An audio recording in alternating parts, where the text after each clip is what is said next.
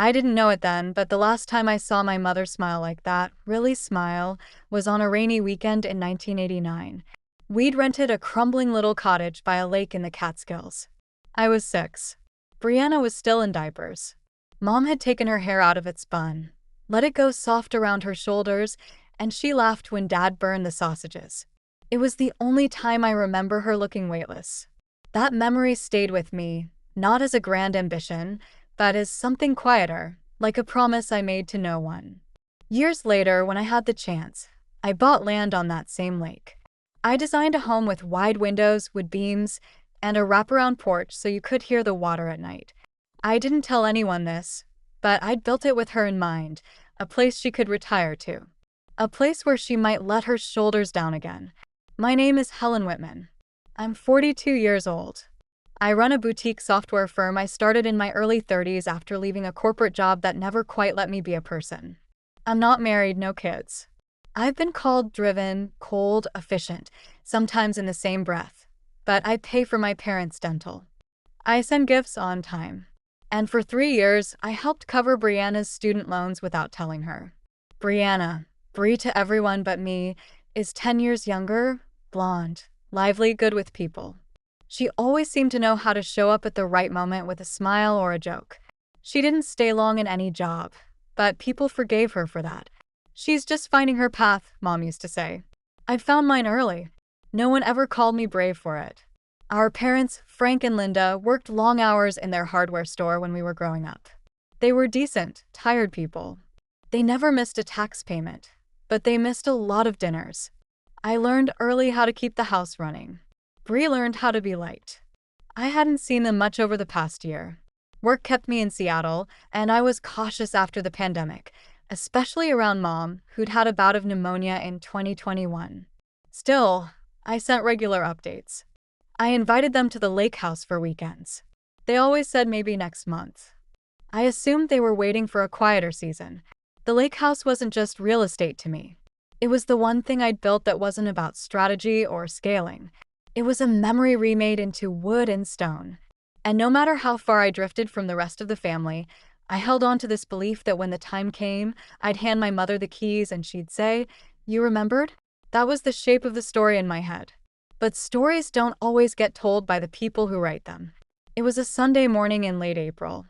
I had just poured a second cup of coffee and sat down to review some numbers for a client. My phone buzzed on the counter. A Facebook notification. Brianna had tagged our mother in a photo album. The cover read, "Surprising Mom at the most beautiful place to celebrate 70 incredible years," and below it, "Couldn't have asked for a better day with the people who love her most." I opened the album slowly. My thumb hovered over the screen longer than it needed to. The first image loaded. Mom in a pale blue dress, caught mid-laugh as she leaned over a cake with pink roses. She was sitting in the wicker chair from my sunroom, the one I'd driven 3 hours to pick up because it reminded me of her. In the next photo, the camera pulled back. I saw the full porch mine, strung with fairy lights and paper lanterns. Bri stood behind Mom, hands on her shoulders, grinning like a girl who'd just solved Christmas. A musician played cello by the railing. The lake shimmered in the background. Every angle screamed the house I built. The cedar beams, the long oak table, the quartz countertops I debated for weeks. All of it. But not a single part of me was there. I kept scrolling. Cousins, neighbors, some of Bri's college friends I hadn't seen since her 3rd graduation party. Mr. Becker, still in his fishing vest, standing by the fireplace I'd custom designed. Toasts were raised. Plates were cleared. Candles were lit. I wasn't mentioned, not once. Not in the captions, not in the tags. I called Bri. No answer. 10 minutes later, a text arrived. "Oh, hey. Yeah, kind of last minute. Didn't think you'd be in town. Mom really needed a lift." It turned out so sweet. I stared at the screen until the letters started to blur. Then I called my mother. She answered quickly. "Helen, so good to hear your voice. You had your birthday at the lake house," I said, a pause. "Oh yes." Bri set it all up. She handled everything. "You knew and you didn't think to tell me?" "Well, we figured you were working," and Bri said it was short notice. Honestly, it was just a little thing. 40 people at a catered party is not a little thing, Mom. Well, it wasn't about the size. It was about the feeling. Bree made it feel special. It was my house. Another pause longer. Well, you're not there that often, sweetheart. And Bree did all the coordinating. I just showed up and smiled. I sat with that. Then she added, almost cheerfully, you know how you don't really care for big crowds. I care when I'm erased from the picture. Oh, Helen, don't be dramatic. It was just a party. That evening, I opened a bottle of wine I'd bought on a trip to Florence. I'd been saving it for this exact day, for a toast with Mom. Instead, I sat by myself on the back deck, watching the bay turn silver in the twilight. I drank 2 glasses, then poured the rest down the drain. Later that night, Bree posted more photos. In one of them, Mom held a shawl I had sent her last Christmas. The caption read, "She's never felt more loved." I didn't respond to Bree's texts after that night. There didn't seem to be a sentence I could write that wouldn't sound either small or cruel. Instead, I pulled out an old notebook from the kitchen drawer, the kind I used in college. Lined pages, no flair. I opened to the first blank space and started listing what I remembered. The flu winter of 1996. I was 13. Mom and Dad had both caught it at once. I made soup, ran laundry, called in sick for Dad. Bree was 3. She kept crying for someone to read to her. So I taped my voice on a cassette and left it by her bed. In 2008, when Bree missed a final and nearly lost her scholarship, I drove 6 hours overnight to talk to the dean. She passed. She never asked how it happened. I never told her. In 2015, when Dad's store almost closed, I wired money into their account. Mom thought it was a tax refund. Dad said it was luck. They didn't ask where it came from. I wrote down every quiet thing I'd done, and then I stopped. Not because I ran out, but because I realized how many of them were never meant to be seen. Not really. That was the problem. I had spent so long believing the right thing didn't need an audience. That belief didn't hold up anymore. Bree wasn't evil. She was just fluent in visibility. She understood how to move through the world in a way that gathered attention like pollen. She gave hugs in front of cameras. She wrote handwritten notes and left them on pillows. She remembered birthdays and made everything sparkle. I worked behind walls. A week after the party, I called the property manager for the lake house. I told her to schedule a deep clean and send me the report. She hesitated. "I thought you were okay with the event," she said. "Bree said it was a family gathering you approved." "She told you that?" "Yes, ma'am. She said it was all arranged. I wouldn't have allowed a party otherwise." There were about 40 guests, catered food. Someone spilled wine in the sunroom. We tried our best to clean it up. When the photos came through, I studied them like evidence. My pale rug now carried a deep maroon stain, barely hidden under the throw blanket. Scratches lined the hallway floor, a chipped corner on the kitchen island I'd commissioned from reclaimed oak. It wasn't just damage. It was permission taken without asking.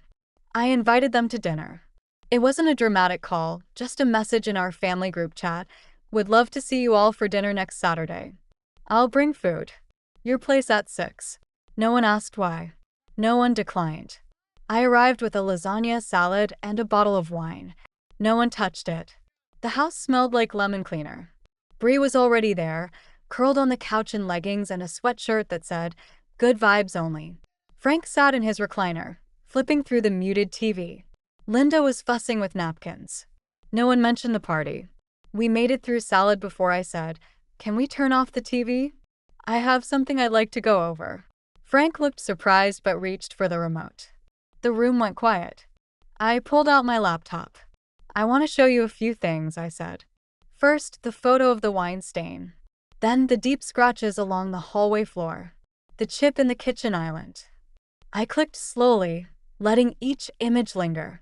"These are from the house," I said. "After the party." Bree shifted. "Okay, but it's just a little wear and tear, Helen. It was a celebration. You didn't ask." She shrugged. "It was Mom's birthday. You were probably working anyway." I didn't answer. Just clicked to the next slide. A screenshot of Bree's Facebook post, the one with the caption about being surrounded by everyone who loved Mom most. Linda set down her fork. "It was a beautiful day," she said quietly. "Everyone came together. Bree made it happen. And you didn't think to invite me?" I said. We assumed you were busy, Frank offered. You've been out of town so much lately. You didn't forget, I said. You made a decision. Bree crossed her arms. Oh, come on. You act like this is some grand betrayal. It was a party. We thought it was better not to pressure you. Better for who? I don't know. Helen, you always make things complicated. There's always paperwork, a system, a policy. You built this perfect house and then disappeared into work. We filled it for one day. That's all. I looked at her. You used my silence as permission. The room was still. Frank cleared his throat. So what now? You want an apology? You want us to pay for a new couch or something? Yes, I said. I do. Bree laughed. You're seriously invoicing your own family? I'm holding you accountable for the damage and for using my property without consent. If I'd done this to either of you, I know how it would land. Linda spoke gently. Honey, this isn't like some corporate thing. It's family. No, I said, it's both. They blinked. I built that house with the idea that one day Mom would live there. I designed every inch of it with her in mind. And then you used it for a party that excluded me.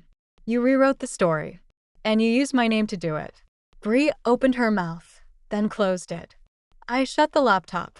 You don't have to agree, but you do have to understand this from now on. If you want to use the house, you ask. If you break something, you fix it. If I'm part of this family, I get to be in the room. Not just the bank account. No one spoke for a while. The lasagna sat untouched. Outside, a wind chime rattled faintly. Frank finally said, maybe we could have handled it differently, but this feels harsh. So did being erased, I said. I stood, gathered my things, paused in the doorway. You didn't just forget me, you left me out on purpose.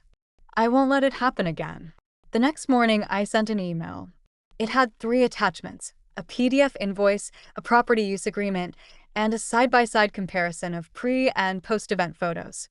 The invoice totaled $4,608.40. I itemized the professional cleaning, the upholstery repair, and the flooring touch-ups. No markup, just the numbers. The second document was a usage policy. Nothing dramatic. 4 bullet points. Written request required 2 weeks in advance. $1,000 refundable damage deposit. Pre- and post-use photo documentation. Signed liability waiver for all guests. I sent it to Bree, Frank, and Linda with a brief note. Going forward, please use these guidelines if you'd like to access the lake house. As always, I'm happy to share what I've built, but not without respect. An hour later, Bree posted to Instagram. Photo of Mom holding a framed print from the party. Caption: some people forget what love looks like when they chase money. We didn't. She didn't tag me. She didn't have to. Frank called me that evening. He didn't sound angry, just tired. Was all that really necessary? I think so. You're turning this into something it doesn't have to be. No, Dad. I'm turning it into what it already was. He sighed. You've always been particular, and you've always let her act like she owned things she didn't pay for. There was a long pause. I know you've done a lot. I just hate seeing you all this divided. So did I. Until I realized I was the only one holding the pieces together. Later that night, I got a reply from Bree. Just one line. You really think this makes you look strong? I didn't answer. The next morning, I transferred the house's smart lock system to a restricted access profile. I didn't block them. I didn't change the locks. I just made the door ask questions first. It was nearly a month before they visited. Frank had texted first, "We're coming up Saturday if that's okay." No agenda, just us. I said yes, then spent the morning cleaning a house that didn't look messy. They arrived just after noon. Linda brought lemon bars in a plastic container, the same kind she used when I was a kid. Frank carried a folding chair for the porch. I offered coffee. We didn't talk much at first. Linda wandered the house slowly. She paused in the sunroom where the wine stain had been. The fabric looked clean, but I watched her fingers trace the edge of the armrest. Anyway, you kept the chimes, she said softly, nodding toward the porch. They sound better in the wind than in theory, I replied. We sat, the 3 of us. The lake was flat and gray that day, the kind of stillness that presses on the ribs. Frank finally broke the silence. I think we got used to you being the one who handled everything. I did handle everything, I said. Quietly, he nodded. I guess we started believing that meant you didn't need anything in return. Linda looked down at her lap. I didn't know how much it cost you to be so capable. I didn't respond right away. Instead, I reached into the side table drawer and pulled out a photo, me at 13, holding a cake I'd made from a box mix, my arm around Mom's shoulder. Bree nowhere in it, just the two of us. Linda took it in her hands. Her face didn't change, but something shifted. I forgot this day, she said. I didn't. We sat in silence again, but it was different now. Not empty, just full of things none of us had words for. As they were leaving, Frank turned at the door. You still want this place to be hers someday? I looked out at the porch. The wind had picked up. The chimes answered for me. Bree never apologized, not in words. But 2 weeks later, a payment arrived through Zelle, $4,608.40. No note, no subject line, just the exact amount from the invoice. I stared at it for a long time before I accepted. A few days after that, I hosted brunch at the lake house. Nothing grand. Just me, Frank, Linda, and a simple spread of eggs, fruit, and muffins. No candles, no toasts, no hashtags. I set 4 places, but only 3 were filled. The 4th chair stayed empty. I didn't comment on it. Neither did they. It wasn't about punishment. It wasn't a message. It was just space left open for someone who had once decided I didn't belong in my own home. After we cleared the plates, Linda stood by the window. She watched the lake for a while, then said, "It really is beautiful here." I nodded. She turned to me. "You didn't have to invite us." I know. Outside, the wind moved through the trees like it always had. The chimes tapped gently against the porch beam. One note, then another, then silence again. I'm not asking you to take my side. But there are mornings I still remember that photo, the birthday cake, my mother's smile, my house, and my absence. No one crossed my name out. They just never wrote it down. Sometimes what hurts most isn't what's said. It's what's quietly decided without you. No slamming doors, no shouting. Just a seat you built, a room you opened, quietly filled without you. If you've ever been the one who gave quietly, if you've ever found out the family story was told without your name in it, then maybe you know what it's like to be erased with a smile. I'm not asking you to comment or explain. Just this. What's one word you wish they'd said to you? One word you waited for. One word you still hear, even in silence. Leave it below. No judgment, no details, just the word.